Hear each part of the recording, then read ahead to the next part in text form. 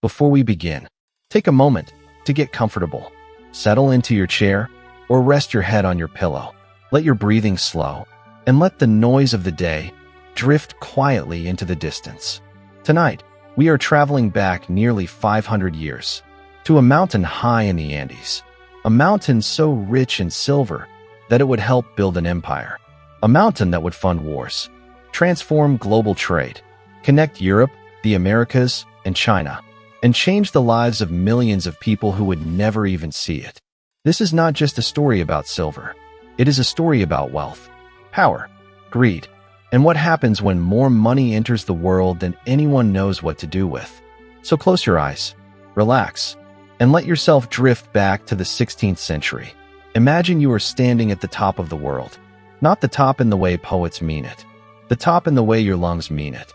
For 1,800 meters above sea level, in the high Andes of what is now Bolivia, where the air is thin and cold, and the sky is a shade of blue you do not see anywhere else on Earth. The ground beneath your feet is rust red and gray. The mountain behind you is vast, conical, almost perfectly shaped, as if someone placed it there deliberately. Its name is Cerro Rico, the rich hill, and inside it is more silver than anyone in the 16th century thought possible. What happened after that discovery did not just make Spain rich. It did not just build cathedrals and fund wars. It rewired the entire world economy, connected continents that had never traded before, caused inflation across 3 continents, and ultimately helped destroy the very empire that found the silver in the first place. This is the story of too much money, and what happens when the world is not ready for it.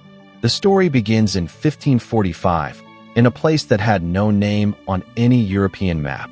A Bolivian miner named Diego Walpa was herding llamas on the slopes of a mountain that the local people called Potosí when he stumbled across an outcrop of silver or so rich it glittered in the fading afternoon light. The exact details of the discovery are debated. Some accounts say he found it after a night spent sheltering on the mountain, others that he noticed it while chasing a stray animal. But what everyone agrees on is what he found. A vein of silver so thick and so close to the surface that you could almost reach out and take it. Word reached the Spanish colonial authorities within months. Within a year, the mountain had a name. Within a decade, it had a city at its feet. The city of Potosí grew at a speed that had no precedent in the Americas and few anywhere in the world. By 1570, just 25 years after the discovery, it had a population of over 100,000 people, making it one of the largest cities in the world at that time, comparable in size to London, Paris, or Seville. It had churches, markets, a mint, gambling houses, brothels, and a permanent floating population of miners, merchants, priests, and adventurers from across the Spanish Empire and beyond. At its center, always, was the mountain. Cerro Rico was not mined the way we might imagine a mine today. There were no machines, no explosives beyond the most basic gunpowder, no mechanical lifts or ventilation systems. The silver came out of the mountain the way it had for thousands of years in mines across the ancient world, on the backs of human beings.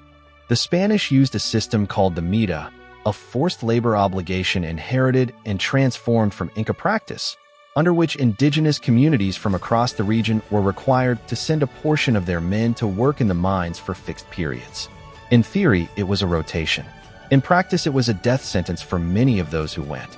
The shafts went deep into the mountain, hundreds of meters down, lit only by tallow candles, filled with dust and poisonous gases, with temperatures that swung from the freezing cold of the high altitude to the suffocating heat of the lower levels. Men carried or up rope ladders on their backs, climbing from the darkness into the thin mountain air, sometimes making dozens of trips in a single shift. Falls were common. Collapses happened. The mercury used to process the ore, in a technique called amalgamation, poisoned miners slowly, attacking their nervous systems over months and years. The death toll at Potosí over the roughly 2 centuries of its peak production is impossible to calculate precisely, but historians have estimated that as many as 8 million people may have died in the mines and the processing works over that period. 8 million people. For silver, the ore was processed at the foot of the mountain in a series of mills and refining works that lined the river below the city. Raw rock was crushed, mixed with mercury, heated, and separated into its components. The result was silver, cast into bars and stamped with the royal seal of Spain. Those bars were then loaded onto llamas for the journey down from the high plateau, transferred to mules for the crossing of the Andes, and finally loaded onto ships at the Pacific port of Arica for the long voyage to Panama. From Panama, the silver crossed the isthmus by land, was reloaded onto ships on the Atlantic side, and joined the great convoy, the flota, that sailed twice a year from the Caribbean to Seville. The journey from the mountain to the Spanish treasury took months. It crossed oceans and continents. It passed through dozens of hands. And it happened, year after year, decade after decade, in quantities that grew almost every year through the second half of the 16th century. Potosí was not the only source. There were other silver mines in the Americas, most notably at Zacatecas in what is now Mexico, discovered in 1546, just 1 year after Potosí. Together, the mines of Spanish America produced more silver in the 16th and 17th centuries than the entire rest of the world had produced in all of previous recorded history. Spain had struck something unprecedented, not just a rich mine, or even a very rich mine, a geological accident of world historical proportions, a concentration of silver in the earth so extraordinary that it would have been impossible to plan for or to manage, even if anyone had thought to try. Nobody did think to try. The silver arrived, and Spain spent it. And somewhere in the markets of Seville and the counting houses of Antwerp, something began to change. Slowly at first, so slowly that no one named it or understood it. But the change was real, and it was spreading, and by the time anyone recognized what was happening, it had already touched every corner of the known world. The silver was moving, and it was taking the old order of things with it. And somewhere in the markets of Seville and the counting houses of Antwerp, something began to change. Slowly at first, so slowly that no one named it or understood it. But the change was real, and it was spreading, and by the time anyone recognized what was happening, it had already touched every corner of the known world. The silver was moving, and it was taking the old order of things with it. And somewhere in the markets of Seville and the counting houses of Antwerp, something began to change. Slowly at first, so slowly that no one named it or understood it. But the change was real, and it was spreading, and by the time anyone recognized what was happening, it had already touched every corner of the known world. The silver was moving, and it was taking the old order of things with it. The system that carried silver from the mines of Potosí to the treasury in Seville was one of the most complex logistical operations in the history of the early modern world. It involved thousands of workers, dozens of ports, hundreds of ships, and a bureaucracy so elaborate that entire institutions existed for no other purpose than to count, weigh, record, and tax the metal as it moved from one hand to the next. At the beginning of the chain was the mountain itself. Once the ore was processed and cast into bars, each bar was stamped with its weight, its purity, and the mark of the Royal Assay Office. A fifth of everything, the quinto real, the royal fifth, was taken immediately by the crown. This tax was not negotiable and not avoidable. It was collected at the source, before the silver ever left the mountain city. What remained after the royal fifth was divided among the mine owners, the merchants who had financed the operation, and the various officials who had facilitated it. The silver then began its journey. The first leg was the hardest. From Potosí, at nearly 5,000 meters above sea level, the silver had to descend the Andes to the Pacific coast. Llama trains carried the bars down tracks that wound through some of the most difficult terrain on Earth, cold and thin-aired at the top, hot and arid lower down. The journey to the coast took weeks. Bandits were a persistent problem, though the remoteness of the route was itself a form of protection. At the Pacific port of Arica, the silver was loaded onto ships for the coastal voyage north to the port of Callao, near Lima, and from there on to Panama. The Pacific leg of the journey was in some ways the most reliable part of the whole operation. Spanish ships dominated these waters entirely. There were no rival European powers to threaten them here, no pirates with the range to operate so far from their home ports. Panama was where the system became complicated. The isthmus was narrow but brutal. Heat, disease, and difficult terrain made the overland crossing a genuine ordeal. Mule trains carried the silver across from the Pacific side to the Caribbean port of Nombre de Dios, later replaced by Portobello, where it was loaded once again onto ships. Yellow fever killed Europeans in Panama at a rate that made the posting one of the most feared in the Spanish imperial service. From Portobello, the silver joined the flota, the great convoy system that Spain had developed to protect its treasure ships from the pirates and privateers who lurked in the Caribbean. Sailing alone was too dangerous. The English, the French, and later the Dutch all sent ships to prey on Spanish treasure. The convoy system offered safety in numbers, with armed escort vessels providing protection for the slower, heavier merchant ships. The flota sailed twice a year, ideally, though delays were common. The ships gathered at Havana, waited for the right winds, and then made the run across the Atlantic to Seville. The journey took roughly 2 months in good conditions. Storms, disease, and navigational errors made it longer and sometimes fatal. The wrecks of Spanish treasure ships still lie scattered across the Atlantic and Caribbean seabed. Seville was the end of the line for the official silver. The Casa de Contratación, the House of Trade, received and recorded everything that arrived from the Americas. Merchants, bankers, and royal officials gathered at the docks when a flota arrived, each waiting for their share of what the ships had brought. But not all the silver came through official channels. Smuggling was rampant from the very beginning. Mine owners underreported their production to reduce the royal fifth. Ships carried undeclared cargo hidden beneath legitimate goods. Officials accepted bribes to look the other way. Historians estimate that the true volume of silver produced at Potosí and the other mines was significantly higher than the official records suggest, perhaps by as much as a third. The machine had leaks, but it kept running, year after year, decade after decade.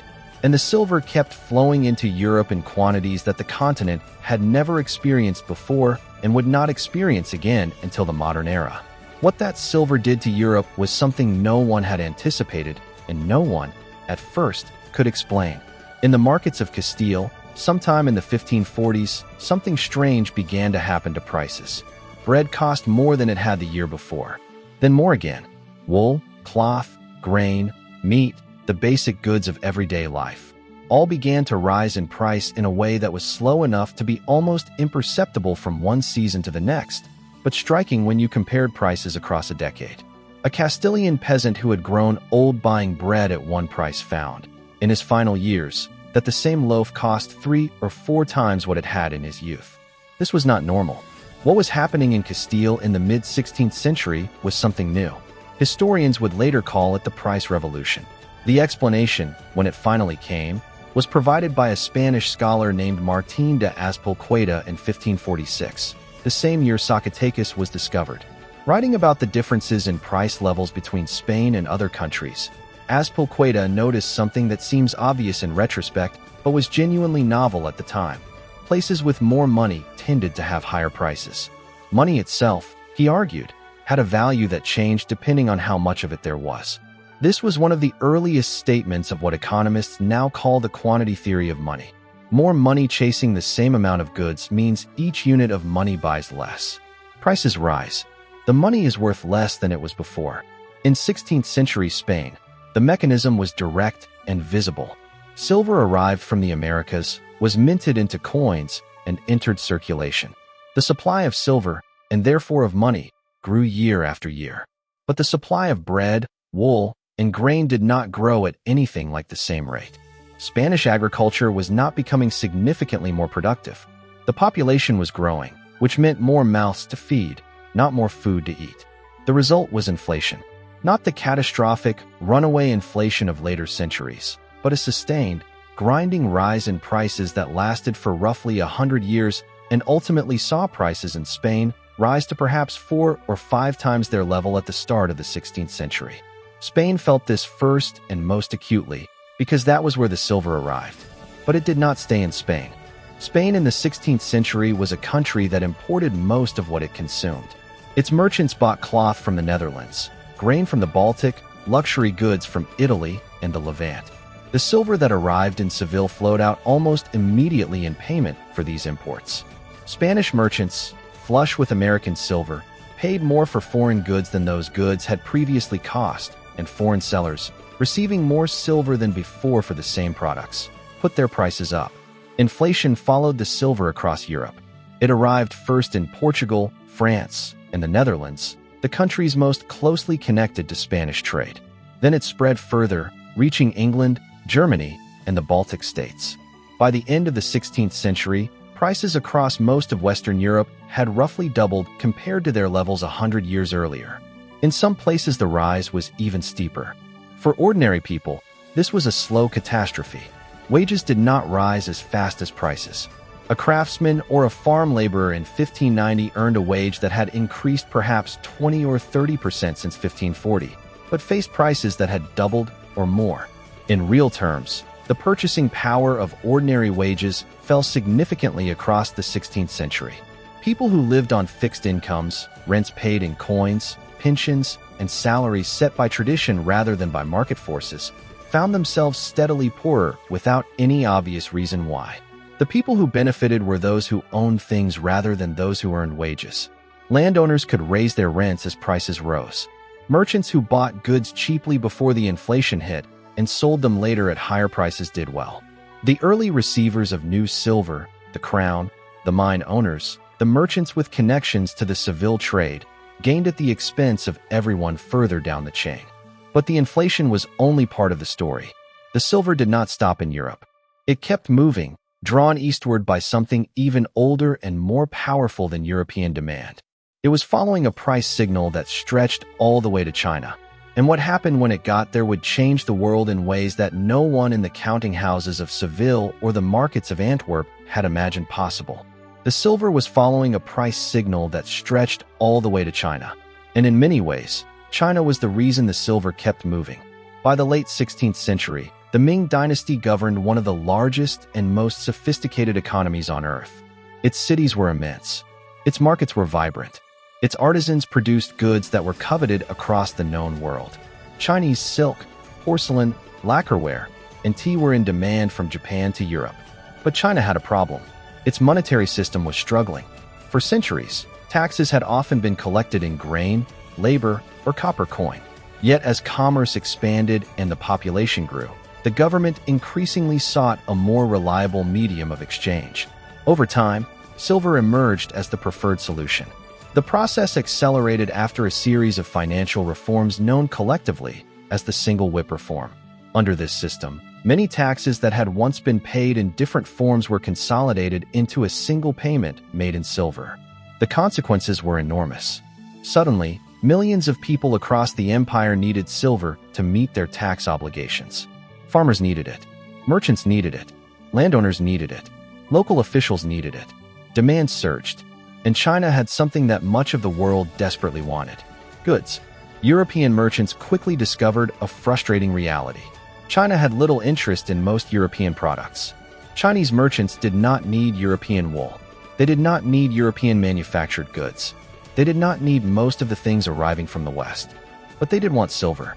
And increasingly, they wanted a great deal of it. This created one of the most remarkable trade patterns in world history. Silver flowed east. Goods flowed west. The connection was made possible through another Spanish possession, the Philippines. In 1571, Spain established Manila as its colonial capital in Asia. Located on the edge of the South China Sea, Manila occupied a position unlike any other city in the Spanish Empire. It became the meeting point of two worlds. Every year, enormous ships known as the Manila Galleons crossed the Pacific Ocean between Manila and Acapulco in New Spain, what is now Mexico. The voyage was one of the longest regular sea routes on Earth. The westbound ships carried silver.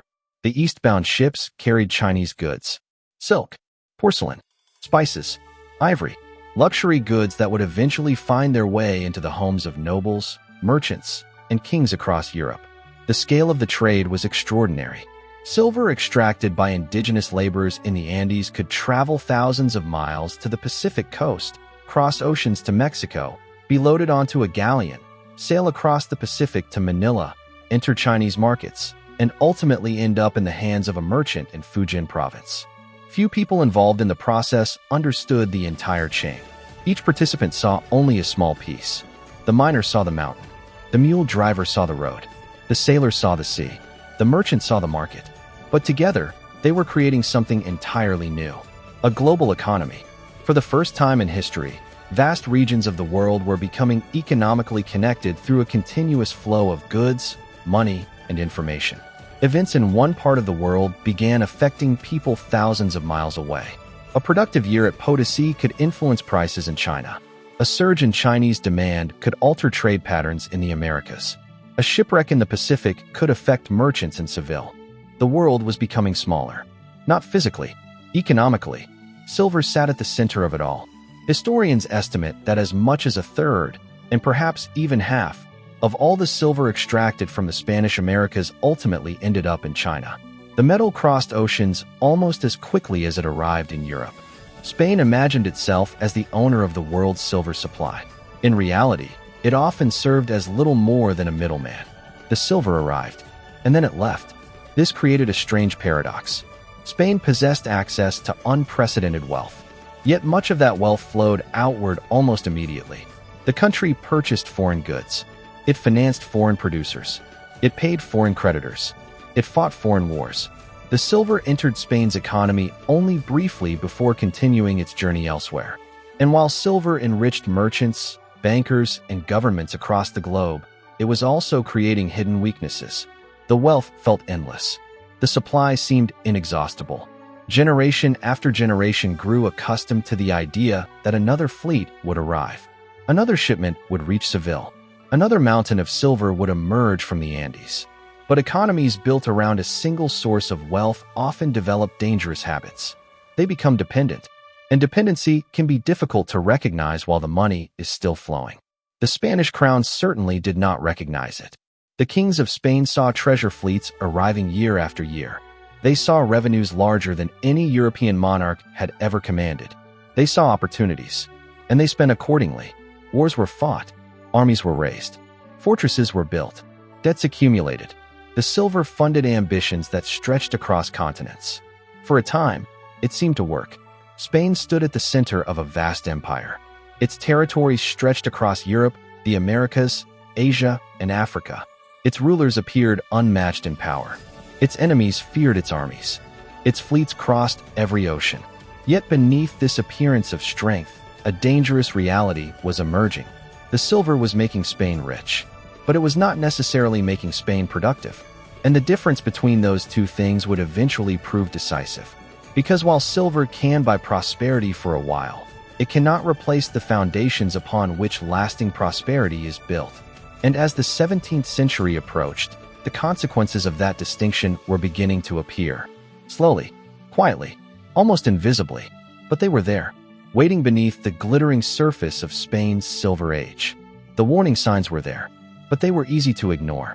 When silver arrived in Seville, it created the appearance of limitless wealth. Treasure fleets unloaded cargo worth fortunes. Royal revenues expanded. Merchants celebrated each new convoy that crossed the Atlantic safely. Across Europe, Spain appeared unstoppable. And for a time it was. The Spanish monarchy commanded resources unlike anything seen since the Roman Empire. Under Charles V and later Philip II, Spain controlled vast territories across Europe and the Americas. Armies marched under Spanish banners from Italy to the Low Countries.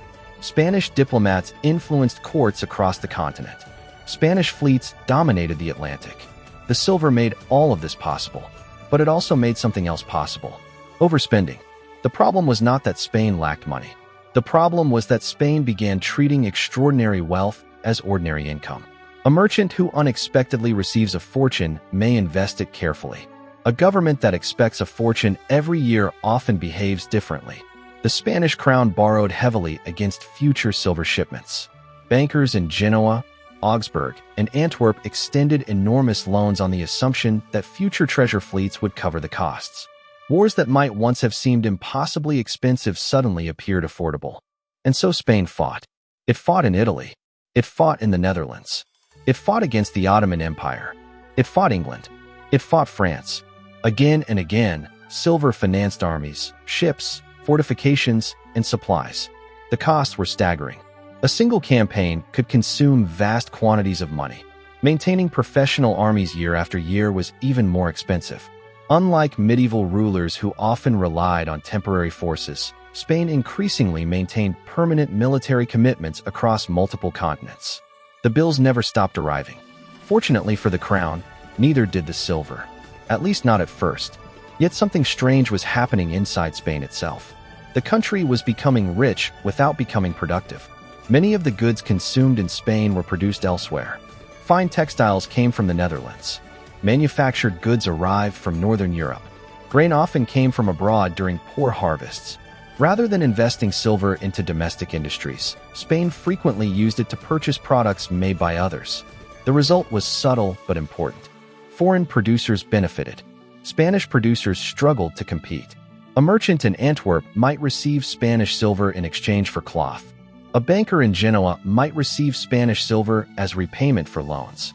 A shipbuilder in the Dutch Republic might receive Spanish silver for naval supplies. The money spread prosperity across Europe. But much of that prosperity was developing outside Spain. Economists today sometimes refer to a phenomenon known as the resource curse. The idea is simple. Countries blessed with extraordinary natural wealth often become dependent on it. Easy money discourages difficult reforms. Governments rely on resource revenues rather than building diverse economies. When problems emerge, more resource income appears to solve them. Until it does not. Spain was experiencing an early version of this problem. Silver covered weaknesses that otherwise might have demanded attention. Why reform taxation when silver revenues were arriving? Why encourage domestic manufacturing when foreign goods could be purchased easily? Why reduce military commitments when another fleet was expected within months? The silver acted like a cushion. Comfortable, profitable, dangerous. The consequences became visible during the reign of Philip II. Despite receiving more silver than any ruler in European history, Philip repeatedly ran out of money. This seems impossible, yet it happened. Again and again. In 1557, the Spanish crown declared bankruptcy. Then again in 1575. And again in 1596. These were not failures caused by a lack of wealth.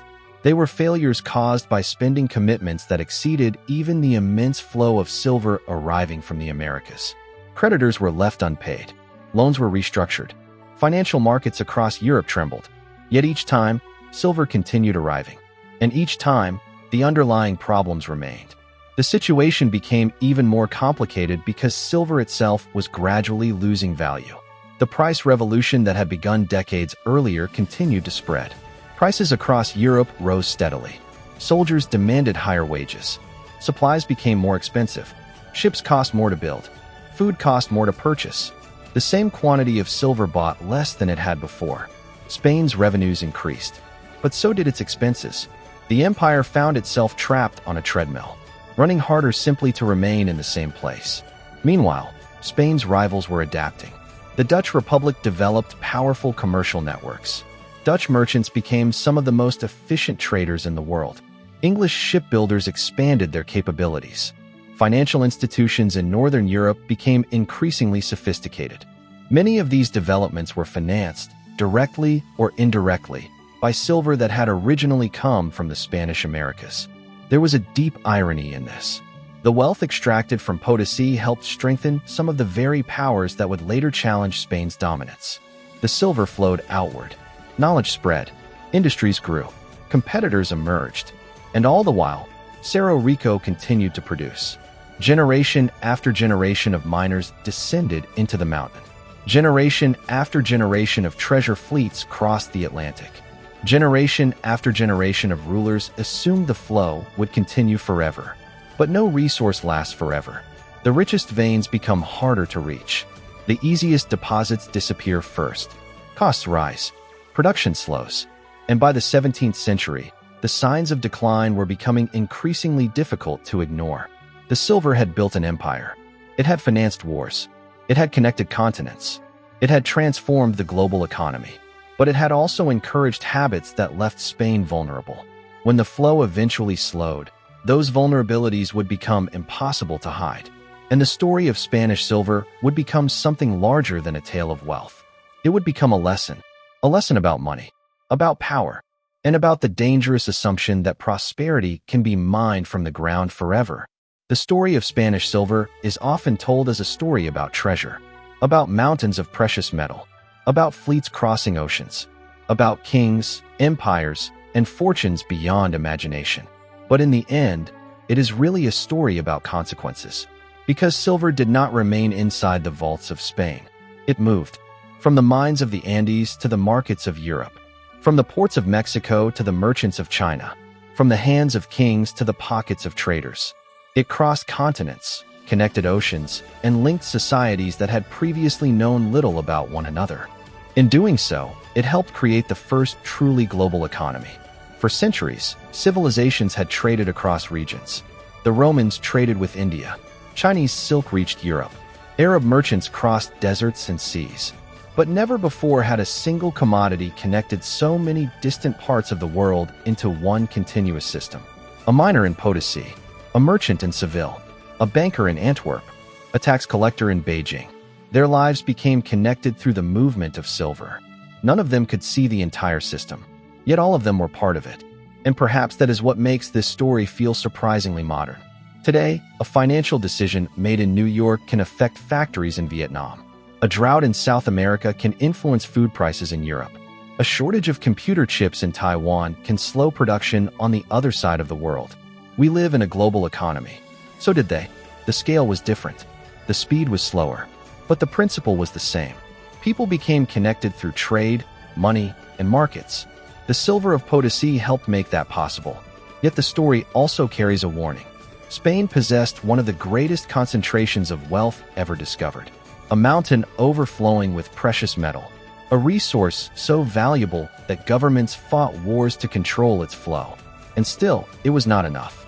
The silver solved many problems, but it also created new ones. It encouraged dependence. It rewarded short-term thinking. It financed ambitions that could not be sustained forever. Most importantly, it created the illusion that wealth and prosperity were the same thing. They are not. A nation can be wealthy and still become weaker. A government can receive vast revenues and still spend beyond its means. An empire can stand at the height of its power while the foundations beneath it slowly erode. Spain learned this lesson the hard way. The silver continued to arrive for generations. Yet the empire gradually lost its position as the dominant power in Europe. Its rivals adapted. Its debts accumulated. Its advantages faded.